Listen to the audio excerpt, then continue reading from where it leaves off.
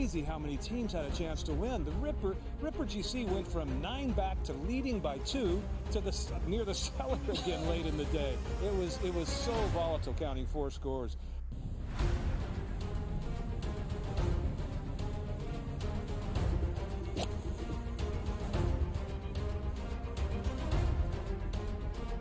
It was pretty nuts, but you know, the cliques have been cellar dwellers for basically 2.5 seasons, and they come out victorious today. That's awesome. It'll be the summer of the cliques, definitely. So, like I said, there's definitely more to come from us. It was a magnificent ball striking performance. Yeah, you know, I got to speak to someone in his camp before he teed off this morning, and they said to me that he is finally feeling extremely comfortable out here. He's not thinking about any swing thought. He's going out there, he's swinging so freely, and it certainly showed today.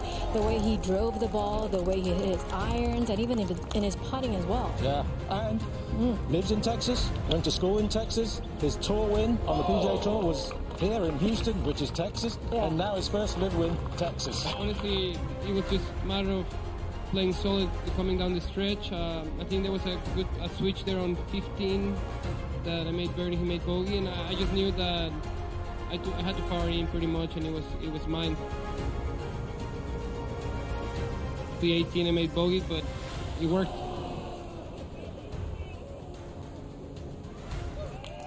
He played unbelievable, and he put pressure all the way to the end, and it was a good battle.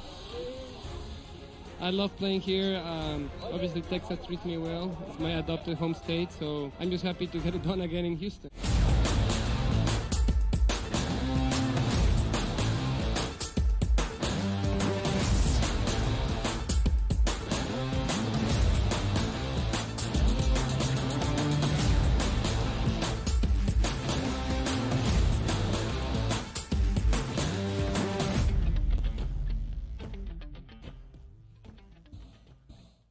Welcome to hour number 3, our third and final on this Thursday, live on the early line on SportsGrid. He is Donnie right side. I am Ben Stevens. One more hour to go and a ton of baseball to break down for you. A historic day at Rickwood Field between the Cardinals and the Giants, and a celebration of Major League Baseball and all of baseball as America's true pastime. We'll have our MLB insider and the host of Newswire, Craig Mish, here next to set the stage for what we can expect at Rickwood Field and 8 other games besides that one tonight in Birmingham for Donnie to break down for you and give out some plays for NHL's Pete Jensen.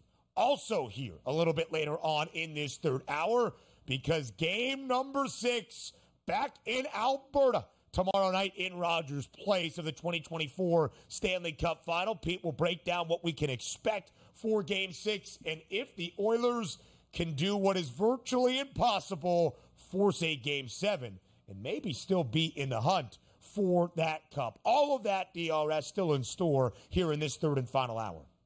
Yep, before you know it, Fridays once again will be coined Football Fridays here on the SportsGrid Network, and it's going to happen sooner than later. But tomorrow feels like it is a true Hockey Friday, because we will be taking a look at a game number 6, which could turn into a game number 7, maybe just a hockey weekend here at the SportsGrid Network, because we are into those summer months and we cherish the moments that we have, like the NHL maybe getting us to a game number 7, but a big hour number 3 on deck, getting you ready for everything you need to know for tonight's action.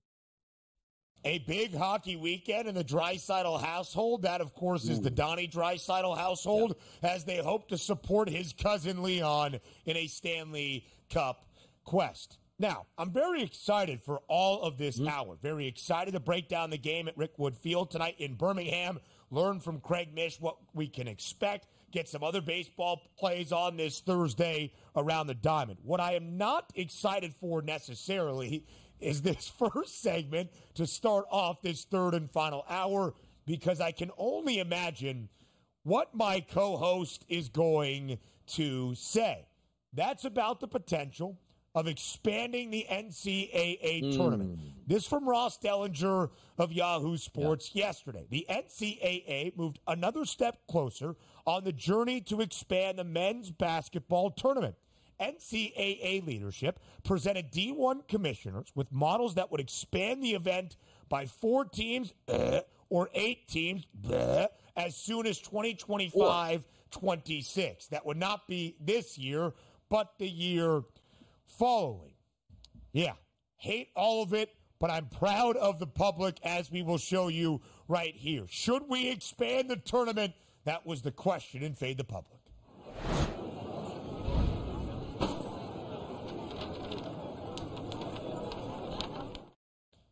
Listen, I've known this to be the case for quite some time, but it's great to see that Donnie is in the resounding minority all around this great nation in terms of NCAA tournament expansion. Should the NCAA men's basketball tournament format be expanded beyond the 68 teams now in the field? That was the question at SportsGrid.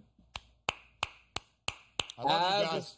I love all you guys out there. More than 88% of the public saying absolutely not. It's got to feel pretty small on this Thursday, DRS. Look, a lot of people say, you know what, you better be on the right side of history when we take a look back in 20 years of what's actually going to take place in this country. And one of those things is going to be the NCAA tournament and its expansion, because it's about money. It's going to happen. So you 88% that are going to hate it, here's what I want. Here's what I need, Ben.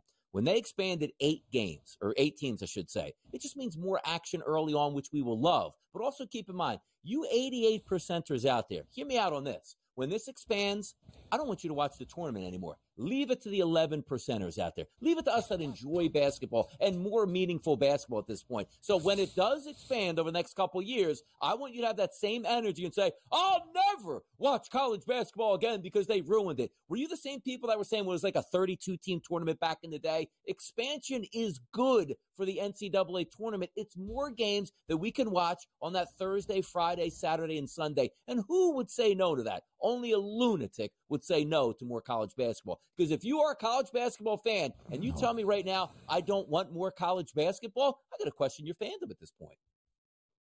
Well, it's not necessarily about not wanting more basketball in a tournament known as Madness. Like it. It's about wanting quality basketball so that we can see madness ensue and not open up a tournament that is supposed to highlight the best and brightest to a field already beyond 68. It is perfect. It is the greatest tournament that we have. It is the best postseason in sports. Do we need more like we see in the NBA, where more than half of the league makes the NBA playoffs? I think this year was a resounding testament that we do not.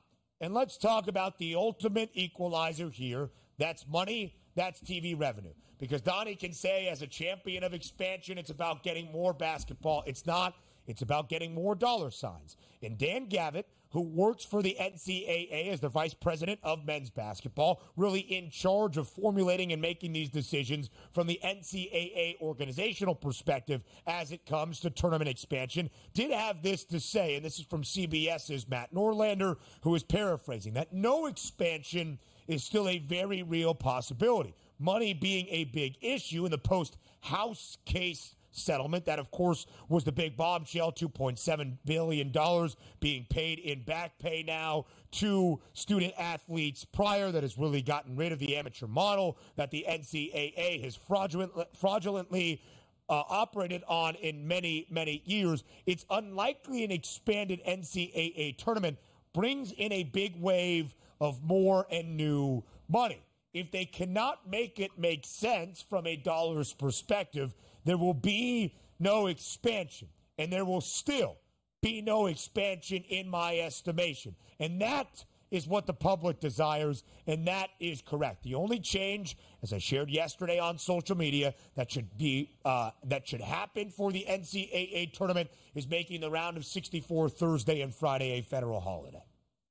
Yeah, that would be nice as well. But they are going to expand it. They've always expanded it. And more money always means bigger business, and they'll do that. Now, if you really wanted to improve how we like and view the NCAA tournament, you take away every auto bid. All those bum teams that make it in from those bum conferences, just take them out and put the top 68 teams in the tournament. It would be a better field. But since we're not going to do that, I want much more basketball. And again, we're not, like, what's the issue here with an extra couple games on Thursday, Friday, Saturday, and Sunday? Who would have an issue with that? It's like saying, Donnie, I can't even believe that there's an extra NFL playoff game on a Saturday night now. I loved it so much better when it was just, no, you don't. We love more football. We love more college basketball. We love more tournament status. Give me another game that handicap that actually means something between those two teams. It's a win for everybody. And again, keep that same energy. When it does expand, I want you 88%ers never to watch again and leave me with the tournament of my dreams, which means more great basketball to watch on that opening weekend. It's simple. It's simple. Be on the right side of history here with me. Then keep dreaming, because your rationale is so flawed, it doesn't even really warrant a response from me. And I understand our producers kind of did this in a real way to get Donnie and I pitted against each other because he is such in the minority, as is evident from the Fade the Public poll. As a champion of the Big Five in Philadelphia, you want to talk about limiting Cinderella runs in a tournament known as Madness so that we can see more power conference teams make the NCAA tournament? Hey, Donnie, were you even awake for that first four matchup in Dayton between Colorado State and Virginia, you champion of watching more basketball? For when Virginia scored 42 points, get those teams out. Get the high majors out. Bring in more mid-majors, as we have seen. How about last year's Final Four with FAU and San Diego State? Take it to break. I need a moment. Look, I'll take this to break. Everybody loves the upset. You got to watch that bum-ass team play in that next game. Be with me, people. Be on the right side. Come back after this. We'll talk things out. We'll be right back.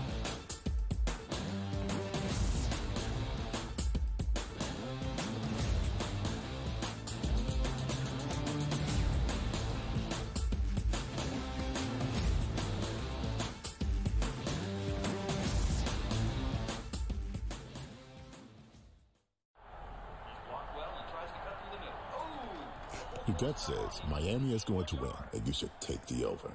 Your gut also said your NFT selfies would only go up in value. They didn't. But your head is on SportsGrid and knows the QB is in concussion protocol. The backup has a 45 QBR against the zone coverage. The New York D has the most sacks in the league. So yeah, trust your head. It's smarter to be on SportsGrid.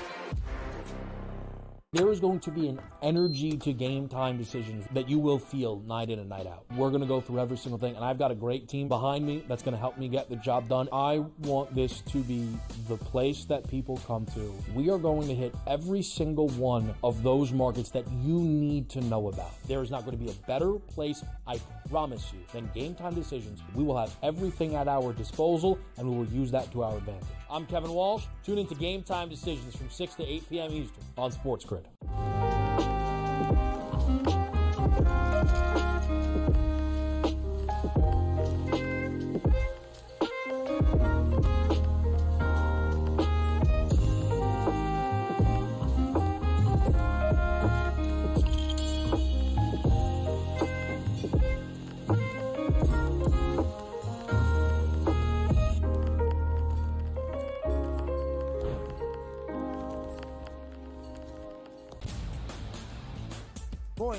It's going to be remembered. It will be a lasting image from the 2024 United States Open, just like Bryson DeChambeau's 55-yard bunker shot. We love big-time winners. Like, you win a championship, we want to hear from you. You get the stage. Sometimes it's emotional. It's a great watch. We know we also love the losers who said, you know what, I just can't believe I folded down the stretch. Let me face the music here. You sort of get a new light there. The Early Line, only on SportsGrid.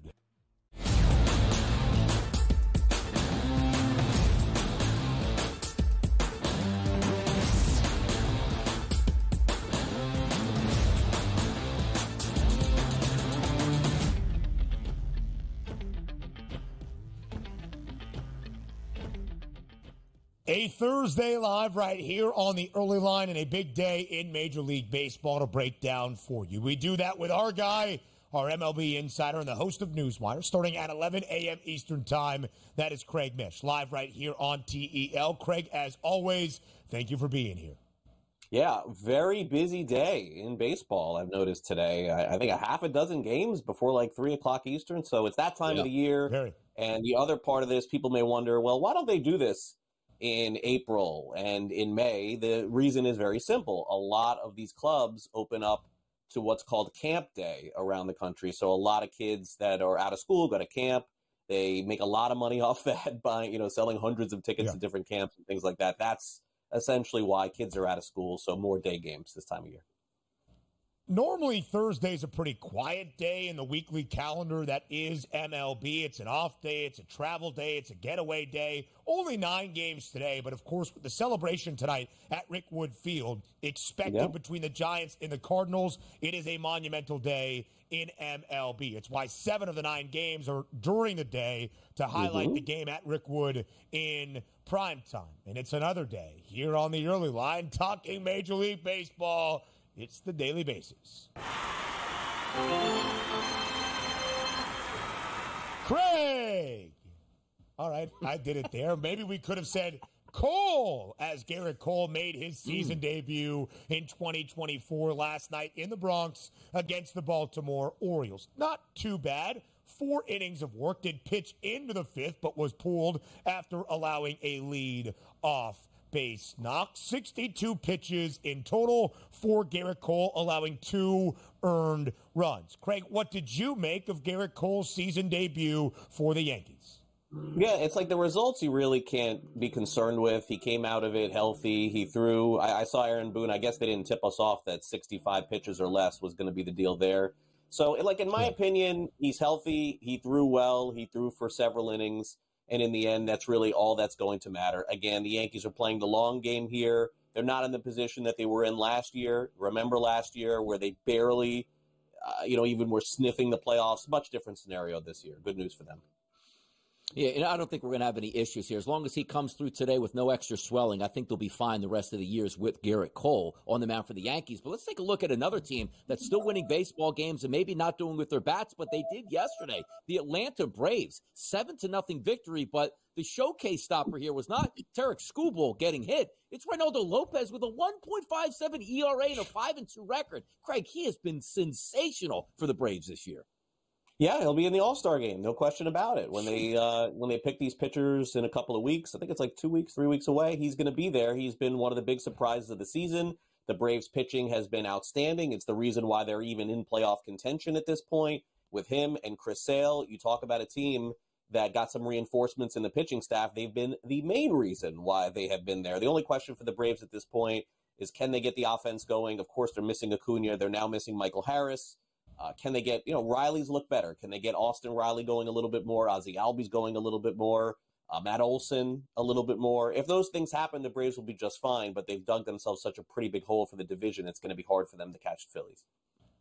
They did sweep the Detroit Tigers in this midweek set in a great outing, as Donnie alluded to, for Reynaldo Lopez. As we focus on pitching staffs here to start off this edition of the Daily Basis, Garrett Cole in his return, not too shabby. The Yankees did come back and rally yesterday inside Yankee Stadium to force extras against the O's, but Baltimore victorious 7-6 in 10 innings. Craig, only a game and a half separates the Yankees and the Orioles for not only the best record in the American League East within the divisional race, but all of the AL. But Baltimore dealt a blow this week with the news around Kyle Bradish, a member of their starting staff. He underwent Tommy John surgery. Of course, he is out for the remainder of this year. How big of a blow is this, in fact, for Baltimore?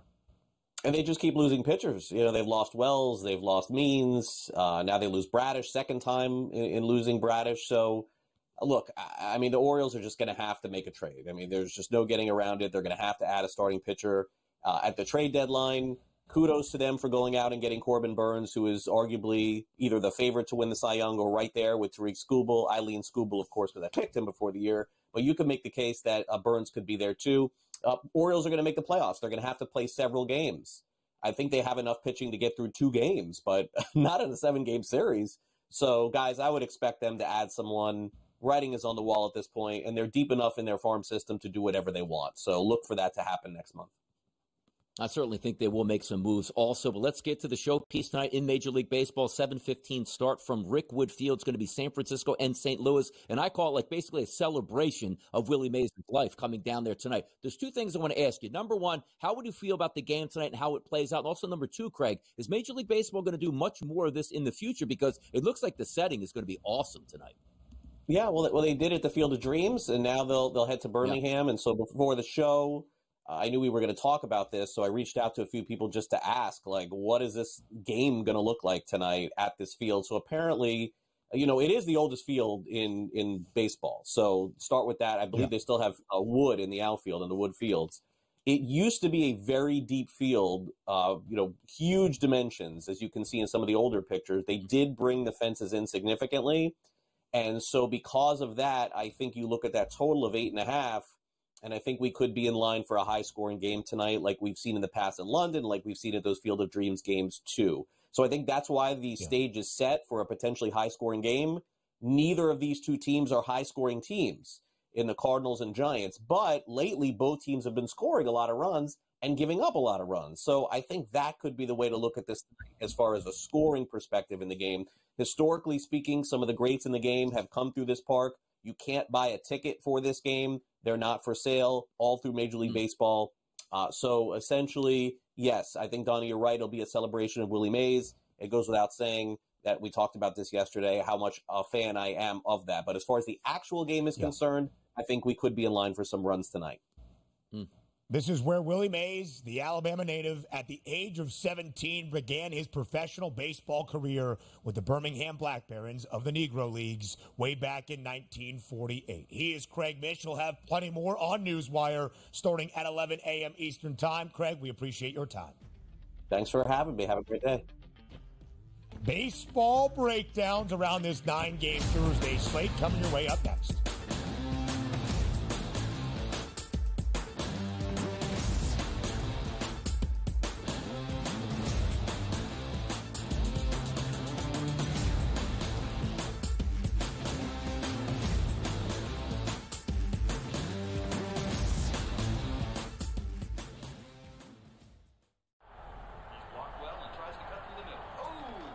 Your gut says Miami is going to win, and you should take the over.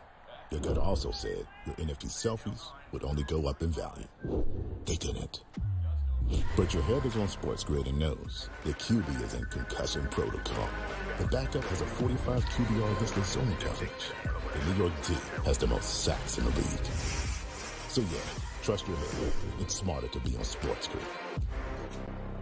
There is going to be an energy to game time decisions that you will feel night in and night out. We're going to go through every single thing, and I've got a great team behind me that's going to help me get the job done. I want this to be the place that people come to. We are going to hit every single one of those markets that you need to know about. There is not going to be a better place, I promise you, than Game Time Decisions. We will have everything at our disposal, and we will use that to our advantage. I'm Kevin Walsh. Tune into Game Time Decisions from 6 to 8 p.m. Eastern on SportsGrid.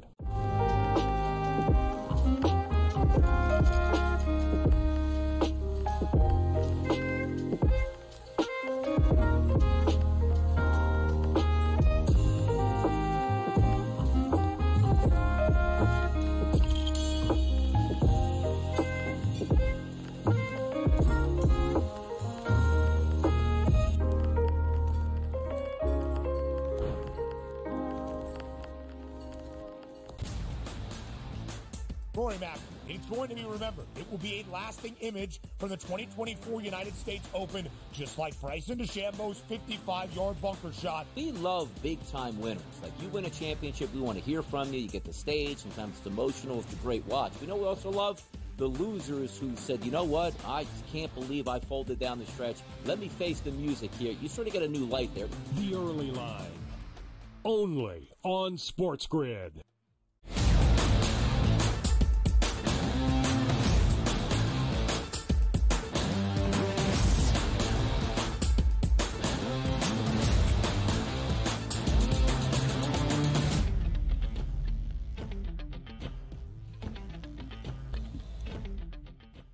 The marquee matchup in this 9-game Thursday Major League Baseball slate is tonight in Birmingham, Alabama at Rick Wood Field. The celebration that tonight's duel will be between the San Francisco Giants and the St. Louis Cardinals. We will preview the actual game, give you some handicapping with some information and knowledge we just got from Craig Mish and the renovations that MLB has done to the field at Rick Wood, the oldest professional ballpark in all of the states. Founded back in 1910, a little bit later on. That's the marquee matchup in primetime, 7 p.m. Eastern, scheduled first pitch. Only one other game after the sun goes down. That means a ton of day baseball on this Thursday. 7 of them, including this afternoon inside Yankee Stadium. First pitch scheduled for just a few minutes after 4 p.m. Eastern time. Luis, don't call him Lucas Heel, on the bump today against the Baltimore Orioles. Minus 152, the line working in favor of the Yanks. The over-under 8.5.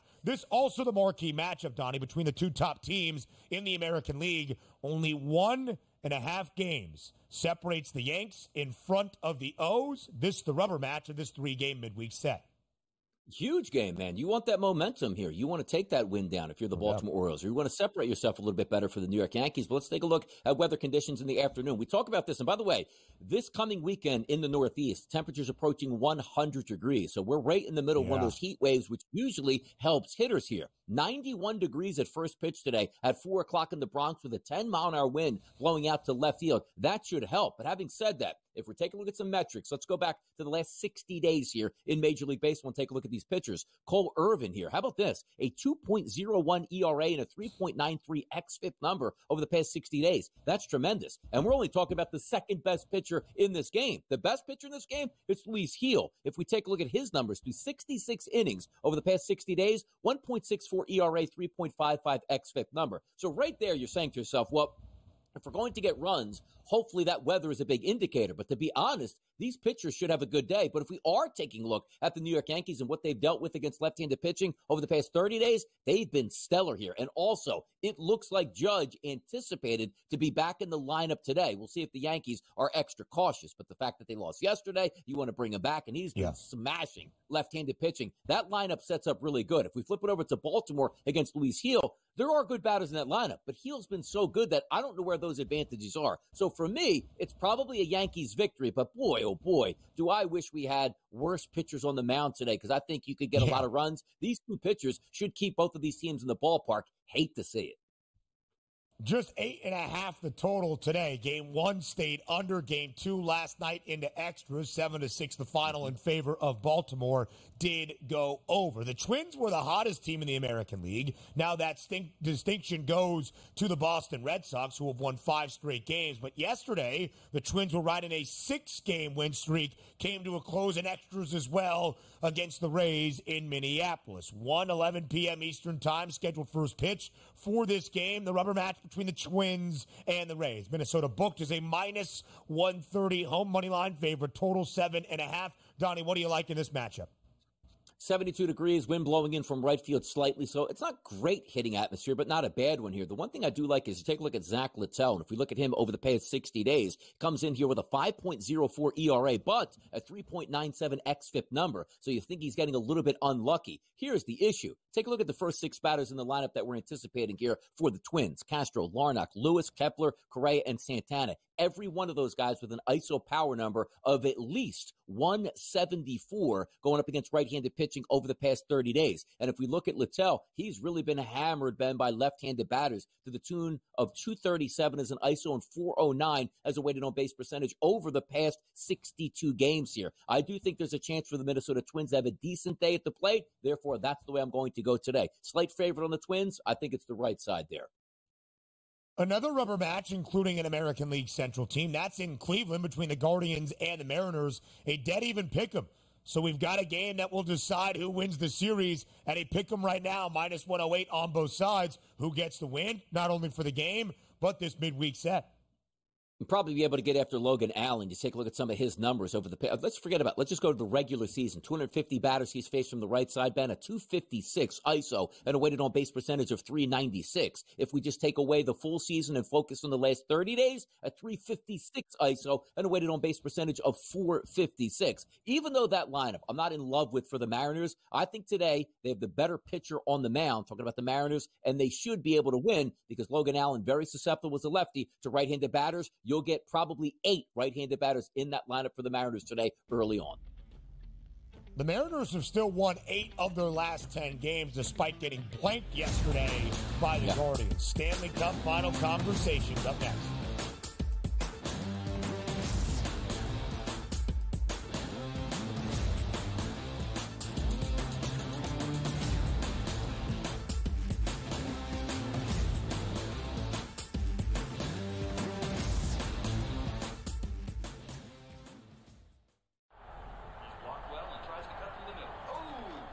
Your gut says Miami is going to win, and you should take the over. Your gut also said your NFT selfies would only go up in value. They didn't. But your head is on SportsGrid and knows the QB is in concussion protocol. The backup has a 45 QBR against the zone coverage. The New York D has the most sacks in the league. So yeah, trust your head. It's smarter to be on SportsGrid.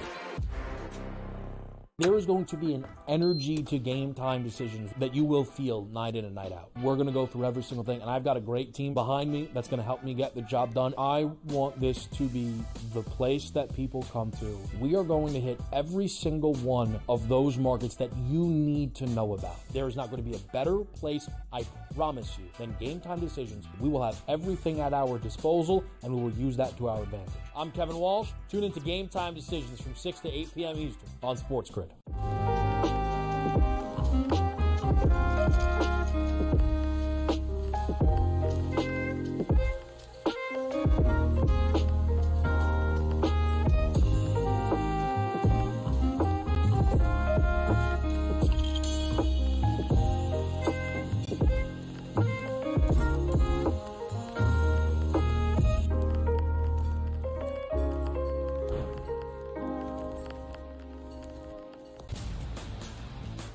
Rory Mack, it's going to be remembered. It will be a lasting image from the 2024 United States Open, just like Bryson DeChambeau's 55-yard bunker shot. We love big-time winners. Like, you win a championship, we want to hear from you. You get the stage. Sometimes it's emotional. It's a great watch. We know we also love the losers who said, you know what, I just can't believe I folded down the stretch. Let me face the music here. You sort of get a new light there. The Early Line, only on SportsGrid.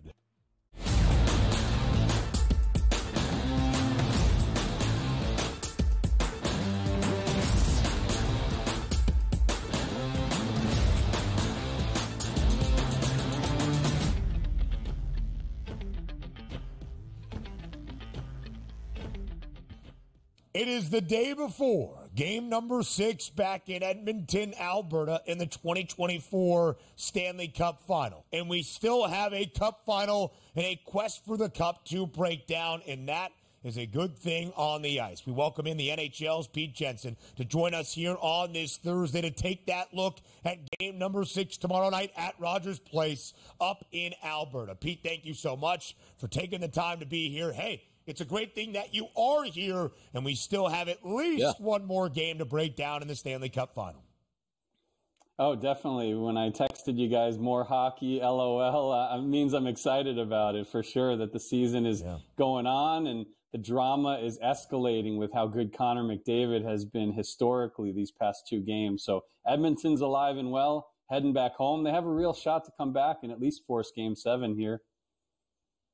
And Pete, this is how we got here. The Panthers won the first 3 games to take that commanding 3-0 series advantage. Dominant in the first 2 in Sunrise, winning each by 3 goals. But Edmonton has had other ideas, staving off elimination, keeping this series and their season afloat. 8-1 in game number 4, 5-3 in game number 5 earlier this week in Sunrise. Pete, what has flipped here in the Stanley Cup Final? I mean, certainly Connor McDavid, Leon Draisaitl, some line tweaks, Dylan Holloway elevated to the top 6. He's one of their better young players that's been mostly in the bottom 6 in his NHL career. Just little adjustments like that. And that's what we saw all year from Chris Knobloch. Remember taking over in November for the coaching change when Edmonton was near the bottom of the league standings. And then all of a sudden, he's pushed all the right buttons. So I think now it turns back to Florida and Paul Maurice. We know how good of a coach he is in terms of making those necessary tweaks through the years with Winnipeg and now Florida. But now it's kind of like the pressure is mounting on Florida. They're playing this game on the road where they have been very good this postseason away from home. But still, it's like that historical drama is kind of probably weighing on them, even if they're not going to say it outright.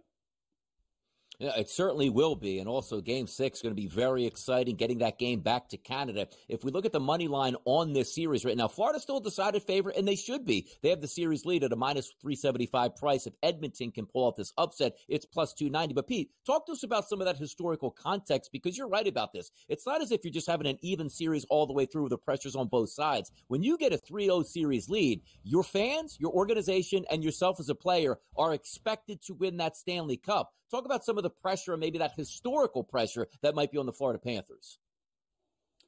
Well, first of all, that number on Edmonton is still pretty big. So if you've watched the past two games, one of them was 8-1. McDavid, of course, is really ramping up back-to-back 4-point games in the Stanley Cup Final. That's never been done before. So even the immortal Wayne Gretzky hasn't done that in the Cup Final. So pretty insane stuff there. But yeah, historical context. Coming back from down 3-0. It's only happened 4 times in a best-of-7 in NHL history. The only time that it happened in the Cup Final was way back like in the 1940s when there were far fewer teams. The road to the Cup Final was not as grueling as it is now. So really, it would be historic in so many ways if Edmonton is able to pull this thing off. And again, they've been a good home team this year. They won Game 4 to stay alive here. They have all the momentum on their side right now. There's a lot more pressure on Florida. So I think like overall, generally speaking, the numbers are stacked against them, but they're really trying to do something special with one of the all-time great talents in McDavid. And also Leon Draisaitl is not far behind him, by the way. And Pete, you mentioned Connor McDavid, a historic moment for McDavid in game number 5. 2 goals, including the empty netter at the end, 2 more assists. That's 4 points. He has recorded 4 points in back-to-back games. He is the only guy in Stanley Cup Final history to do that, record 4 points in 2 consecutive matchups. And you see the price on Connor McDavid to win the Conn Smythe Award. Now greater than $2 at minus 210. But his Oilers, despite being a slight home ice favorite for tomorrow night's Game 6, still obviously have a lot of ground to make up in terms of winning the actual Stanley Cup. Let's say Edmonton falls flat, either tomorrow night or in a Game 7 in Sunrise. Can McDavid, though, still win the Conn Smythe, even on the losing side? I think it's possible. I mean, usually when you see this, it's like an amazing goalie standing on his head through the whole postseason. Remember, it is the body of work for the entire postseason at large, and it is the media voting on this thing. So I think the media has been captivated, to say the least, by McDavid's career to this point. He's never been to the Cup Final. He's at 40-plus points, which has only been done historically by players like Mario Lemieux in the early 90s, and Wayne Gretzky did it twice. So it's really like rare air in so many ways for McDavid. So to answer your question, yes, it's unprecedented stuff, but J.S. Jaguar did it last time for the Mighty Ducks back in the early 2000s as the goalie. This is a rare scenario, but McDavid could certainly win the Conn Smythe even if the Oilers lose this series, whether it's in 6 or 7, because he's building that strong narrative. And certainly a rare scenario would be for the Edmonton Oilers to come back and win it in game number 7. But before we get there, Pete, we're going to have a game number 6 in Edmonton between the Panthers and the Oilers, and it's a slight favorite here at the FanDuel Sportsbook at a minus 120 price for the Edmonton Oilers and a total of 5.5. So looking at this game coming up, do we see a game number 7 back in Florida? It's going to be high stakes here in Game 6. A lot of pressure on Edmonton. They'll probably be outshot because we're talking about, right, over the course of the series, I've been saying it all along, like Florida's going to try to grind you down. Stuart Skinner has been near flawless, facing elimination. So that's one good thing on Edmonton's side. Remember, we were questioning, is Stuart Skinner good enough to get them to this point? We were saying it all year, like roll the tapes, right? Back in October, November, I was worried about him, having picked Edmonton to win the whole thing at the beginning of the season. But they've turned it around. He's 4-0 with only 7 goals allowed, facing elimination. So I am feeling like Edmonton can do this thing in Game 6. I still lean Florida for the series and Game 7 being at home and stuff like that. But yes, I think Edmonton is really playing with house money here and having a good time embracing this situation. And I think they could win Game 6 at home. Pete, you talked about Stuart Skinner. The star of the series to begin was Sergei Bobrovsky for the Florida Panthers. Of course, anytime the netminders are in a scenario where one is looking for the cup and the other one is looking to keep elimination at bay, there will be a focus. But we have seen the first two games where Florida was dominant, total stay well under. In games 3 through 5, the total has hit the over. We saw 8 goals out of Edmonton in game number 4, a 5-3 victory in game number 5. Is it as easy to say, Pete, if the game stays under, Florida is victorious? If it skies over, that favors the Oilers? I mean, that's the way that I would digest it from looking at these two teams all season long. If Florida puts the clamps down and it's one of those tense, 2-1, 3-2 type games, I see Florida probably coming out on top. And then, the games have gotten progressively more high scoring, not just that 8-1 game, but the other two games have been 7+ goals. So 3 in a row in that department. So the adjustments are being made. And the scary thing for Florida is that guys like McDavid are blowing up the score sheet. And, I think you could still expect more from guys like Draisaitl, certainly Zach Hyman, Evan Bouchard. Those are guys that have been powering the Oilers all postseason long. And I feel like they haven't put their best foot forward just yet for the team. So that's a scary thought on Florida's side heading into game 6. Yeah, Zach Hyman, who leads Edmonton in goals scored throughout this postseason run, scored his first of the Stanley Cup Final in game number 5 earlier this week in Sunrise. Pete Jensen from the NHL, as always, we appreciate the time. Thank you for joining us here, and enjoy game number 6 tomorrow night back in Edmonton. We focus our attention back on the baseball diamond and preview this Thursday in MLB. Up next on the Early Line.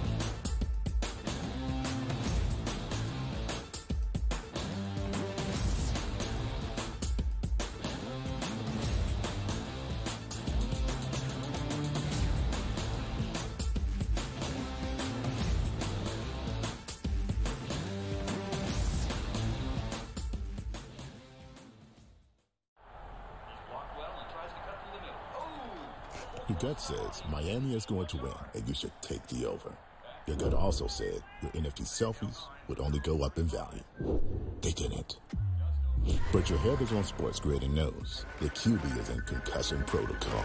The backup has a 45 QBR against the zone coverage. The New York D has the most sacks in the league. So yeah, trust your head. It's smarter to be on SportsGrid. There is going to be an energy to game time decisions that you will feel night in and night out. We're going to go through every single thing, and I've got a great team behind me that's going to help me get the job done. I want this to be the place that people come to. We are going to hit every single one of those markets that you need to know about. There is not going to be a better place, I promise you, than Game Time Decisions. We will have everything at our disposal, and we will use that to our advantage. I'm Kevin Walsh. Tune into Game Time Decisions from 6 to 8 p.m. Eastern on SportsGrid.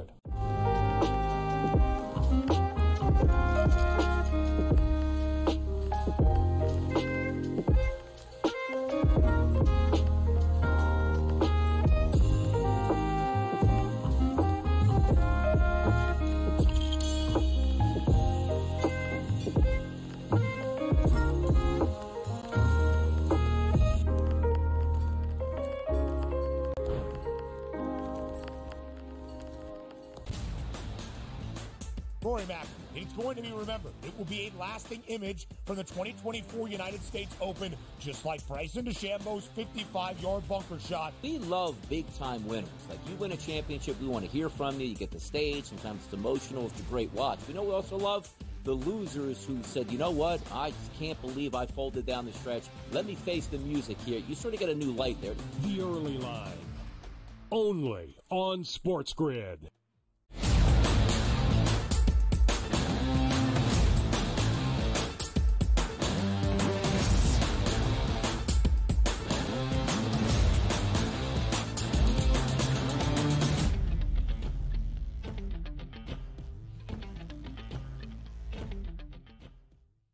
We set the stage for a historic night in Birmingham, Alabama at Rick Wood Field. It is a celebration of America's pastime, the total picture of America's pastime tonight at Rick Wood, between the St. Louis Cardinals and the San Francisco Giants. It will be a celebration, of course, not only of this game, but of the life of Willie Mays, who passed away earlier this week at the age of 93. He began his professional baseball career as a member of the Birmingham Black Barons of the Negro Leagues back in 1948 at the age of 17 at Rickwood before he joined the New York Giants back in 1951 and became a 24-time All-Star in MLB. And that is where Rickwood Field really stands in the standard of Major League Baseball, of professional baseball in this country. It is the oldest professional ballpark in all of the United States of America, dating back to when it was founded and opened in 1910. We mentioned the history of Willie Mays starting his professional career here, but it's not just that, DRS. On the barnstorming tours, we saw some of the greats to ever lace them up on a diamond make a stop in Birmingham at Rickwood Field. So tonight is a celebration when the Giants and the Cardinals square off. Before we dive into the handicap that we'll get to by looking at the odds in just a moment, what do you expect the atmosphere to be tonight in Birmingham? Yeah, and again, we're going to focus a lot on the gameplay itself, but really the fun part is the historic nature of this event all the way around. It's an older ballpark coming back to life to welcome back Major League Baseball players, which, quite frankly, back in the day were shunned from playing Major League Baseball. So coming full circle, I think, is really interesting. And also, yes, we'll watch the game and probably have wagers on it, but the pomp and circumstance around this game, which I'm sure is going to take place at least an hour before the game, bringing out some of the old stars there who used to play in that ballpark, and then handing that torch over to the regular Major League Baseball players. It's going to be great. And also how this ballpark is going to hold up. Because the one thing we don't talk about enough here is Major League Baseball players are used to the best of the best. Do you think we're going to have fantastic locker rooms for this game? No. Do you think you're going to have the best facilities? No. Is the field going to be pristine? Now, you know Major League Baseball has been working on this a while. It will be. But just the optics of it, where you're playing in the backdrop here, is not that normal stadium backdrop. You also have to keep in mind the lights. Certainly not going to be as high as what they would be in Major League ballparks. Remember going back to high school, like, hey, man, that guy hit a pop fly above the lights. I lost it there. You don't have that in ballparks these days. Maybe you have that tonight. But I'm just interested to see how the baseball field plays, but more importantly, again, the history lessons we're going to get and the pomp and circumstance of the superstars coming back to this field. That's going to be well worth the price of admission. And Major League Baseball started to renovate Rickwood Field back in June of 2023. Those renovations, including moving the dimensions of the outdoor fence, as Craig Mish told us, it's pretty much all wood, so they've added some padding. They've made the field standards up to an MLB ballpark level. They have renovated the dugouts, all of that. But one of the beautiful things about baseball, still in this modern era, with the evolutions we have seen in the sport, which is a very good thing, is the nostalgia in the fact that baseball is America's pastime, and it will be a celebration of that total pastime tonight. Now on to the actual game itself. It's the St. Louis Cardinals and the San Francisco Giants. The Cards a very slight favorite, -116 on the money line. The over-under is 8.5. Craig told us about some of those renovations. Used to be a much larger ballpark, now a shorter ballpark in terms of those dimensions. What do you think the actual game will look like after first pitch tonight? Yeah, I think it's going to be, they'll settle into it because, again, it's still baseball. The dimensions are going to be fine. It's not as if you're playing on a field that you've never seen before. Like, wow, I never knew center field could be 475 feet. Like, no, they're going to be somewhat of what you're going to anticipate and expect. But having said that, it's still a different optic because both teams are away teams here. These pitchers have never pitched on this backdrop in Major League Baseball, so it should get interesting. And also keep in mind, take a look at Keaton Winn on the field. Last 60 days as a pitcher, if we're looking at the card today, 18 total pitchers because there's not that many, but over the past 60 days with at least 10 innings pitched, he actually doesn't have bad analytical numbers. He's actually number 4 on the card. You say, Donnie, that's great with a 3.87 xFIP number. But how about this? In ERA, Ben, for the last 60 days, 8.51. And you take a look at some of these other metrics that we love to use. Last 47 batters over the past month. How about a 310 ISO and a 391 weighted on base percentage? You should get a good hitting lineup tonight for St. Louis to respond. But it's a question of what do you trust more? What are your eyes telling you? Hey, every time I tune in, this guy's giving up runs. Or is it those, man, he's just getting a little bit unlucky because that's what those analytical numbers are telling you. Palante on the opposite side, last 30 days for him, 73 batters, an 0.62 ISO, and a weighted on base percentage of of 305. So from a pitching perspective, I'm probably going to lean more from a St. Louis standpoint than I will the Giants here. I just maybe don't trust these pitchers as much as I should, so therefore I'll just lean St. Louis here. Both teams below 500. The Cards looking for that win tonight that would put them back at the 500 level, 36 and 37. The Giants 3 games below that mark. This is technically the start of a 3-game weekend set between the Giants and the Cards. They have a day off tomorrow. They go to St. Louis for 2 more games under the arch on Saturday and Sunday afternoon. A 9-game Major League Baseball slate where the focus in prime time is this one at Rickwood Field. There's one other game later this evening in Southern California between the Padres and the Brewers that we'll talk about in just a moment, but a ton of day baseball, and that includes the 4th and final game at Coors Field. A lot of offense this week between the Dodgers and the Rockies, and a total of 12 today at Mile High. Does the scoring continue? I think the scoring does continue, particularly from a Dodgers perspective today. Take a look at Ty Block on the mound, not one of my favorite pitchers in baseball, but over the past 30 days against right-handed batters, he's faced 102 players, 207 ISO with a weighted on-base percentage of 381. Now, you take a look at this Dodgers lineup over the past 30 days themselves against left-handed pitching, absolutely stellar. What I was able to told you right now, the worst batter in that lineup against left-handed pitching over the past 30 days was Shohei Ohtani. You tell me I'm crazy. Actually, the numbers point that out. 35 at-bats, a bad ISO power number, and a low weighted on-base percentage. Maybe he can snap back out of it. But the rest of the guys outside of Kike Hernandez is 263 weighted on-base percentage versus lefties. Absolutely hammer time. So the runs should come from a Dodgers perspective. Yeah. Not a great Dodgers pitcher on the mound today, but I just think that Dodgers lineup, and by the way, Ben, you know, we previewed it yesterday. We did get some runs, 72, 73 degrees out there. How about 91 today at first pitch? Double-digit wind to center field in Colorado. We should get some hitting here from the Dodgers. A heat wave across the states, and although Shohei hasn't been great against lefties, he's been great as of late. 8 RBIs in the last 4 games for the Dodgers. More MLB previews up next.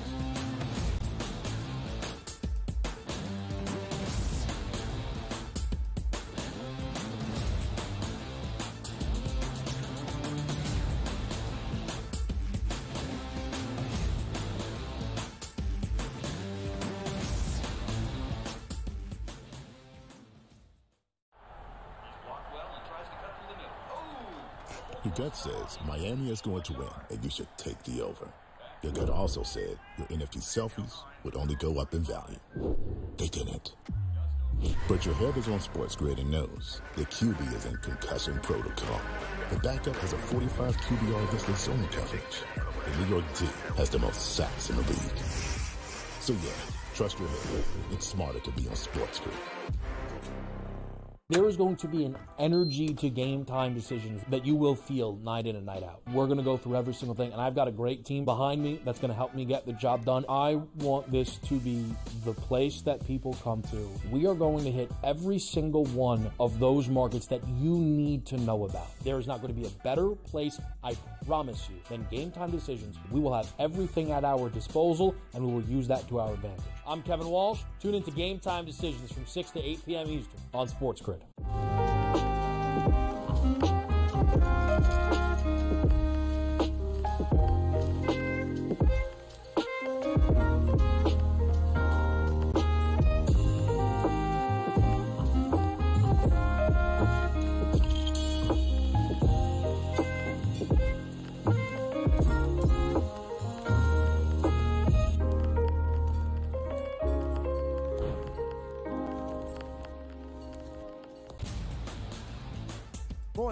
It's going to be remembered. It will be a lasting image from the 2024 United States Open, just like Bryson DeChambeau's 55-yard bunker shot. We love big-time winners. Like, you win a championship, we want to hear from you. You get the stage. Sometimes it's emotional. It's a great watch. We know we also love the losers who said, you know what, I can't believe I folded down the stretch. Let me face the music here. You sort of get a new light there. The Early Line, only on SportsGrid.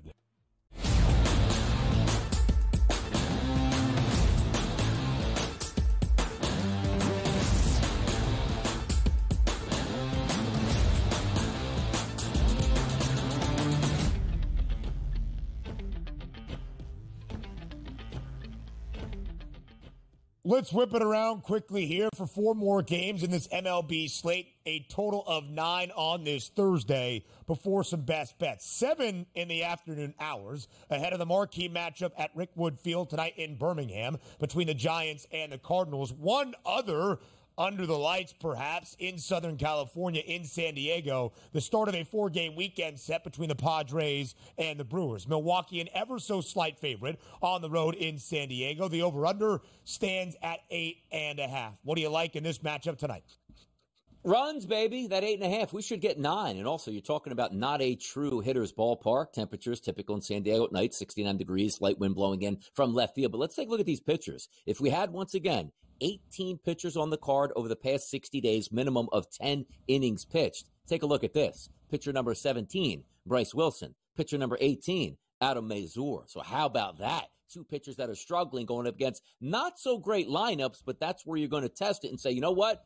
Luis Arraez, Fernando Tatis, Jurickson Profar, Jake Cronenworth, just by proxy, should be able to hit Bryce Wilson. And also the factor that you want, maybe settling in on some of those left-handed batters, because Bryce Wilson, 283 ISO and a 500 weighted on base percentage over his last 51 batters against lefties. He is a right-handed pitcher. Flip it over to the other side. Now, there isn't a big backdrop here. 0 of 3 here for Adam Mazur, a 12.2 innings pitched, but his ERA, 7.82. His xFIP, 6.86. Even though we don't love that Brewers lineup, it is quality, and not a lot of guys technically have been barn burners, should I say, over the past 30 days from the right-hand side. But again, a pitcher that is young and susceptible, they might be able to get after him. Let's just go over 8.5 in this game. That makes the most sense. Not a far trip for Milwaukee. They won the midweek set against the LA Angels in Anaheim. Now we go to the south side of Chicago. The White Sox hosting the Houston Astros in the rubber match. The Stros, a favorite, minus 172 on the road in Chi-Town. Total of 9. Who wins this midweek series? Yeah, the focus is going to be on Chris Flexen, who has not been a very good pitcher, particularly at home this season. You take a look at some of his numbers. I mean, he's the equal opportunity pitcher. You can bang him around any way you want, left-hand side, right-hand side. How about this? An ISO, 182, weighted on base percentage, 343. Home runs galore tonight. And by the way, Jordan Alvarez, he's going to leave the yard tonight. And I know kids out there, you don't want to eat your cabbage here, right? Eat it tonight. Trey Cabbage, 263 ISO, weighted on base percentage, 432 against right-handed pitching. Cabbage goes yard tonight. Let's go. If this was inside the NBA, a lot would have been stopped right there in the way that you described. What'd you say, Chuck? Chris Flexen. What'd you say? When you feel it? All right. Anyway, as we keep going around up in the Bay today, the Royals have lost the first 2 games of their midweek series against the A's. KC slightly on a slide. They turn to their ace, Seth Lugo, as Kansas City a road favorite today in Oakland. Yeah, let's see what happens. 65-degree temperatures here. Take a look at that wind blowing out. Again, it's almost identical every single day in Oakland. So, hey, man, wind's blowing out. It's always blowing out there in Oakland, Alameda County, College Stadium. At least that's what it used to be called at this point. But Seth Lugo on the season, the better pitcher on the mound today. This team should be able to rise up, because if you look at Kansas City, who is it always that you go back to? Bobby Witt, Salvador Perez, Vinny the Pasquatch there, right in the middle of the lineup. Yeah. I do think the better team today is Kansas City. They should be able to handle their business today, Ben. We haven't really talked about Vinny Pasquantino all that much. To record an RBI against the A's today, plus 115. Might have to sprinkle quickly, Donnie. Let's finish with our 9th and final game in this Thursday slate in the nation's capital, the D-backs and the Nats. Like anything in this one? 90-degree temperatures, 5-mile wind blowing out to left field. Ryan Nelson's on the mound. He is susceptible to right-handed batters. Lane Thomas in the middle of that lineup, a 200 ISO and a weighted on base percentage, 335 does make some sense. If we flip it over to the other side, Mackenzie Gore has been quite good. And how about this? Over the past 60 days, number 1 on the card, Ben, an ERA of 3.11, but an xFIP number of 3.36. So maybe the Diamondbacks here are not going to be up to par here with Gore. And by the way, Gore's a lefty. Did you see what the lefty Corbin did yesterday? He's a bad pitcher. Sliced and diced that Arizona team. Gore's probably going to do the same thing to him. The Nats have won 8 of their last 10. They're only a game below 500 with a victory today, as they are favored to do. Washington, 37-37. All right, 40 seconds left for a best bet of them all before we say farewell and goodbye. It's time for bye.